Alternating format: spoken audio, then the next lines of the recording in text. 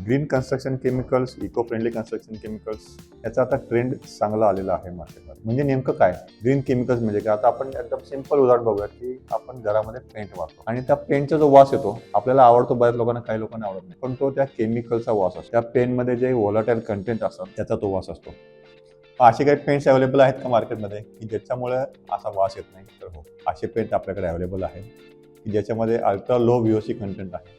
ज्याच्याने पेंट मारला तर मारणाऱ्याला पण वास येत नाही, मारून झाल्यानंतर तिथं राहणाऱ्यालाही वास येत नाही, आणि त्याच्यामध्ये मग असेही कंटेंट आहे की ज्याच्यावरती तुमचं फंगस पण तयार होतं. अशा प्रकारचे पण केमिकल्स आपण वॉल कोटिंग म्हणून, वॉल पेंटिंग म्हणून वापरू शकतो. असे पण आहेत. आता आपण नॉर्मली बघतो की बऱ्याच आपण फ्लोअर्स लावतो, वेगवेगळ्या प्रकारचे फ्लोअर्स लावतो, पण फ्लोअर्समधून काहीतरी वास येतो असं जाणवत असतं आपल्याला. तो वास ते ज्याच्याने चिटकवलेले असतात फ्लोअर, म्हणजे तुमचे कार्पेट्स असतात. मेजरली कार्पेट चिटकवताना असे केमिकल्स वापरले जातात, त्याच्याने फ्युम्स जनरेट होतात आणि ते फ्युम्स त्या रूममध्ये राहतात तसेच, आणि मग ते फ्युम्स तुम्हाला त्रास देतात. त्यामुळे अशा प्रकारचे हे केमिकल्स जे तुमच्या शरीराला हानिकारक आहेत ते वापरू नयेत, आणि जे शरीराला हानिकारक नाहीत अशा प्रकारच्या केमिकल्सला आपण ग्रीन केमिकल्स म्हणतो.